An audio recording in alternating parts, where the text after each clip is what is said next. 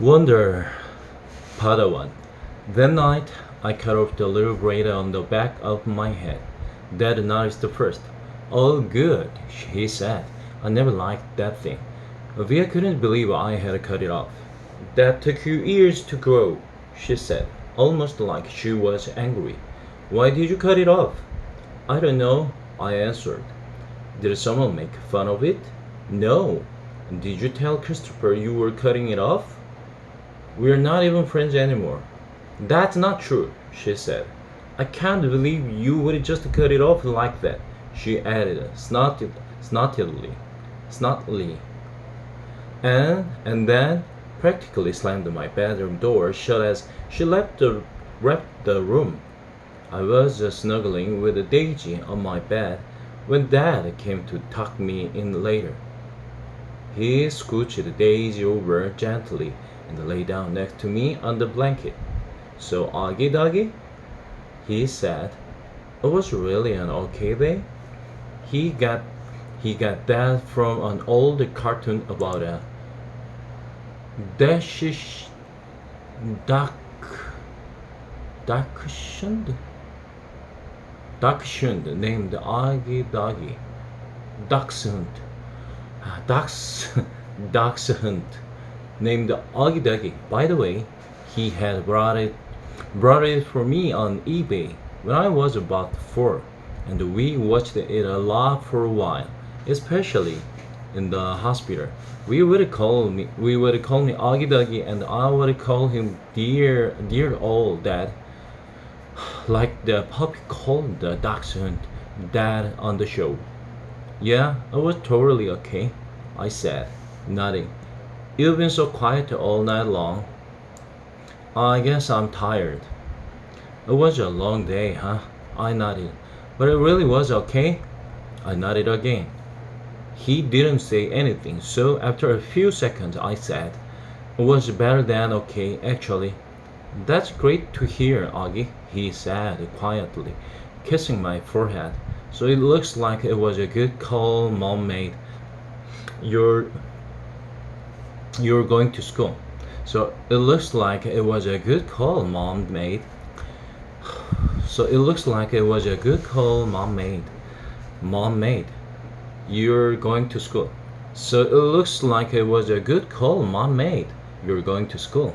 Yeah, but I could stop going if I wanted to, right? That was the deal. That was the deal. Yes, he answered. Though I guess it would have depends on why you wanted to stop going to. You know, you'd have to let us know. You'd have to talk to us and tell us how you're feeling. And if anything bad was happening, okay? You promised you'd tell us. You promised you'd tell us. Yeah. So, can I ask you something? Are you mad at Mom or something? You've been kind of a huffy with her. You've been kind of a huffy with her all night long. You know, Augie, I'm as much to blame for sending you to school as she is. I'm as much to blame for sending you to school as she is. No, she's more to blame. It was her idea. Mom knocked on the door just then and picked her head inside my room. I just wanted to say good night, she said. She looked kind of shy for a second. Hi, Mama, Dad said, picking up my hand and waving it at her. I heard you cut off your braid, Mom said to me, sitting down at the edge of the bed next to Daisy. It's not a big deal, I answered quickly. I didn't say it was, said Mom. Why don't you put Augie to bed tonight? Dad said to Mom, getting up. I've got some work to do anyway. Good night, my son, my son. That was another part of our Augie Doggy routine, though I wasn't in the mood to say good night, dear old Dad.